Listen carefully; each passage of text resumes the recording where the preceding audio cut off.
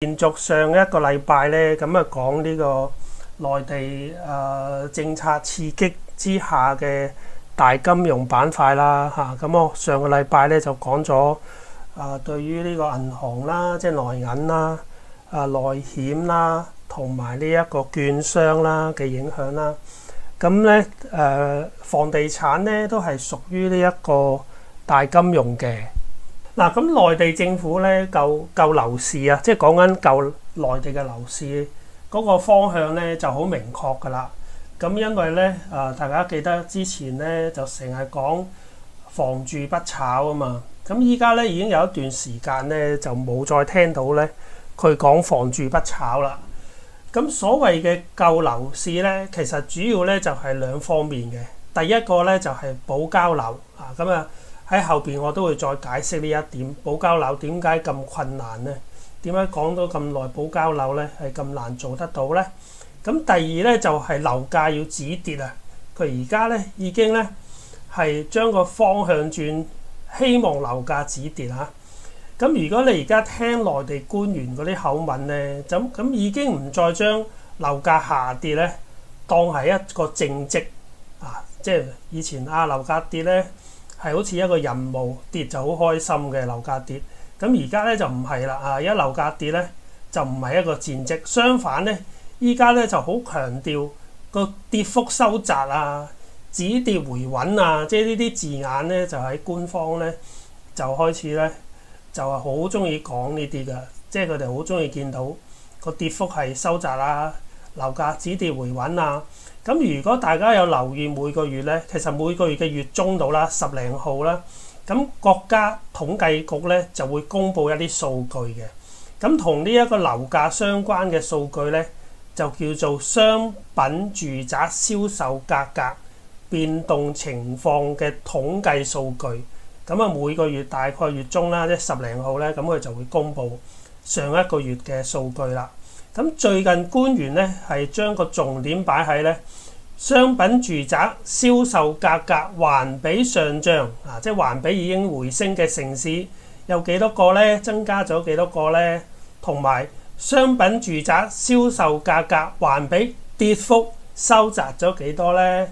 咁所以咧可以睇到咧，政府救樓市嘅意願咧係不容置疑㗎啦啊！即係而家已經係相信政府真係想救樓市，咁救唔救到就另一回事啦嚇。咁不過咧，我喺今年5月12號啊，咁其實我喺 YouTube 咧就有一條片嘅，咁嗰條影片嘅名咧就係投資內房股需要認清嘅事實啊。有咩事實咧？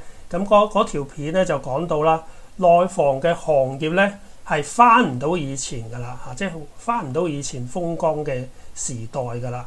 咁大家知道啦，內房房地產個行業咧就先係攞地先嘅嚇，即係佢哋叫攞地啊，但係就係要俾錢啦，攞地。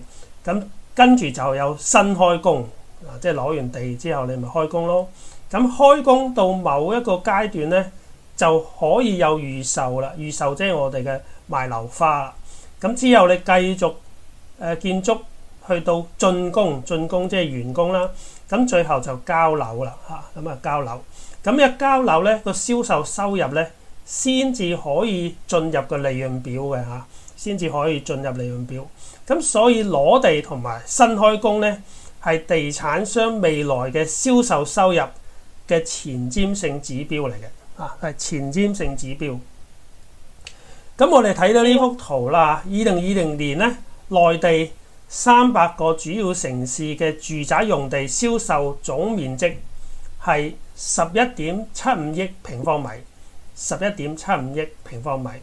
咁去到2023年咧，就跌到只有4.95億平方米啦。其實就跌咗58%㗎啦，即係一半都有多啦，跌咗。咁今年2024年1至11月，即係今年頭11個月啦。個賣地面積咧就係2.55億平方米。咁如果相比舊年頭11個月嘅賣地面積咧係3.49億平方米。咁即係話今年咧又跌咗27%啦。咁其實如果你睇近幾年個面積下跌咧係趨勢好明顯啦。2021年個賣地面積跌咗23%， 2022年賣地面積跌咗31%， 2023年賣地面積跌咗21%， 今年頭11個月下跌，即係賣地面積下跌27%。嗱，咁見到啦，個前瞻性嘅指標咧就係下跌嘅，即係嗰個講緊個攞地面積下跌。咁第二個前瞻性嘅指標咧就係新開工啦，即係攞完地你要新開工啊嘛。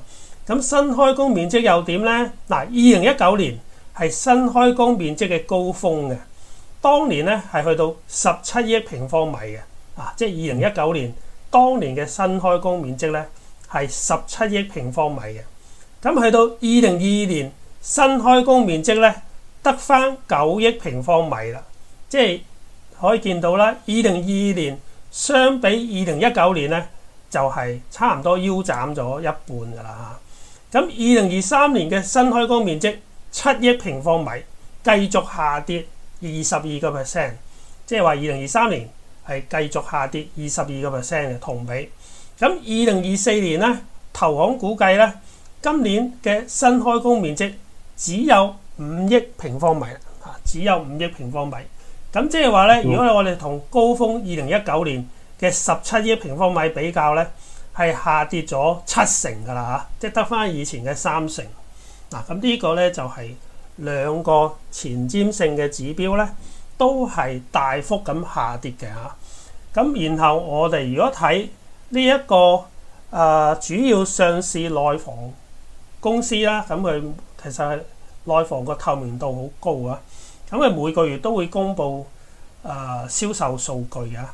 咁呢個銷售咧，如果我哋當攞地同埋新開工係前瞻性嘅指標啦，咁銷售咧就係眼前嘅，即係目前嘅指標啦，就係你每個月嘅銷售數據。咁可以睇到啦，今年頭11個月嘅合約銷售，即係等於我哋賣樓花啦。咁全部嘅主要上市內房都係下跌嘅喎，分別只係跌多跌少嘅啫。咁跌得最少喺呢幅圖咧，就係688中海發展，佢都跌咗6%，但係已經叫做最好㗎啦，跌得少㗎啦。其他內房啊，就算你國企民企唔使講啦嚇，民企已經玩完啦。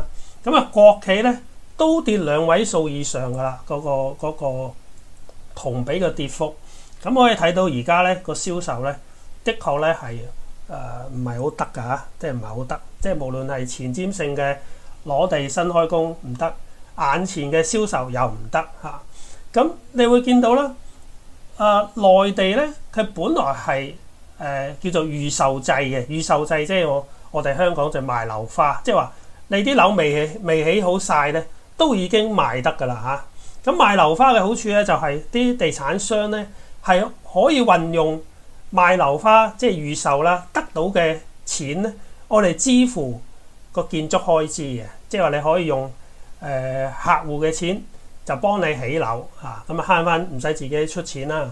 咁以前賣樓花咧係好好賣嘅喎，即係以前內地嗰啲內房嘅佢叫預售啦嘅銷情係非常之好啊。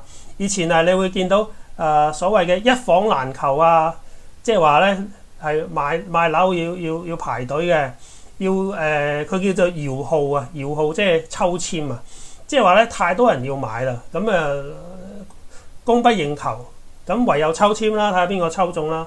咁以前就買到就賺到啊，因為咧以前咧，因為內地嗰個一手樓嘅售價係受政府限制嘅，咁而二手樓咧升咗好多啊嘛，咁變咗係嗰個樓價，即係一手樓嘅樓價同二手樓嘅樓價係倒掛咗嘅，即係話二手樓升到好癲都好啦，一手樓咧政府係唔俾佢升到咁癲嘅，一手樓嗰個售價係受到政府限制嘅，以至到咧一手樓咧個售價係平啊，係平過二手樓好多噶。咁你一買到咧就賺到嘅，咁所以咧太多人買咧要抽籤啊，抽到咧又係賺到嚇。咁以前就係咁嘅境況啦。咁所以以前咧地產商咧係可以運用賣樓花嘅錢去起樓，咁好爽啦！即係你係用人哋啲錢幫你起樓啊嘛嚇。咁但係如果銷情唔好嘅話譬如一個樓盤，你淨係預售賣咗10%，嗱你淨係賣咗10%喎，咁剩餘90%未賣出喎。咁如果你繼續賣唔到嘅話咧，咁點咧？你究竟你應唔應該繼續起埋落去咧？嗱，咁而家就面對咩叫保交樓？保交樓就係嗰10%嘅人咪買咗啦嘛，佢已經俾咗錢，佢已經買咗啦嘛。咁你就要交樓俾佢嘛。以前通常大概由你買樓到收樓咧，大概兩年幾3年啦，咁你就係要交樓噶啦。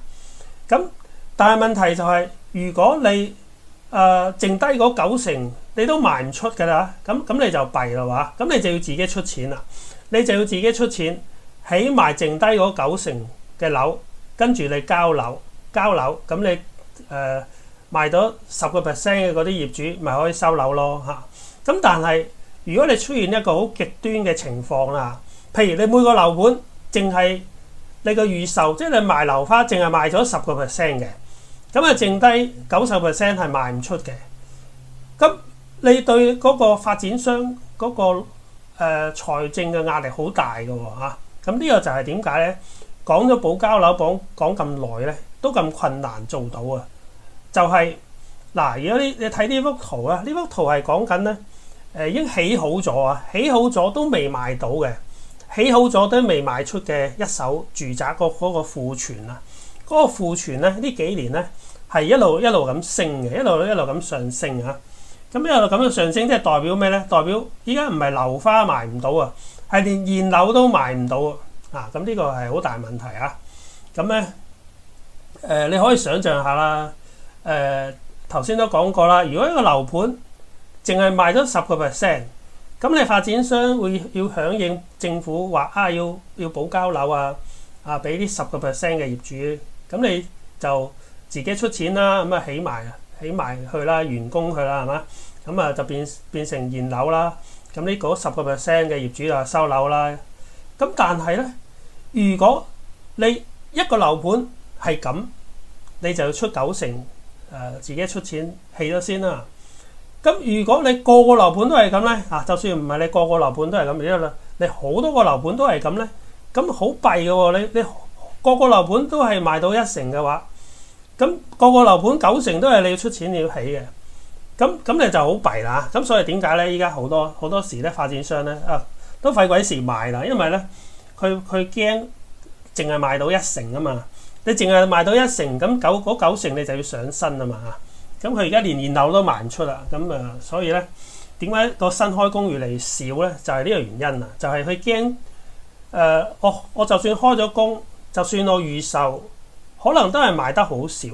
咁賣得好少，政府係要我要保交樓，咁我咪要自己出錢起咯嚇。咁如果好多個項目都係咁嘅情況，咁啲發展商就頂唔順啦。咁所以點解啲民企咧差唔多全部死晒咧？就係呢個原因嚇。咁國企好啲啦，國企佢借到錢啦，資金成本低啦嚇。但係都係困難㗎。你見到上市內房，就算國企嗰個銷售都係好差啦，都係好差。OK，咁呢個咧就係講咗咧內房嘅情況啦。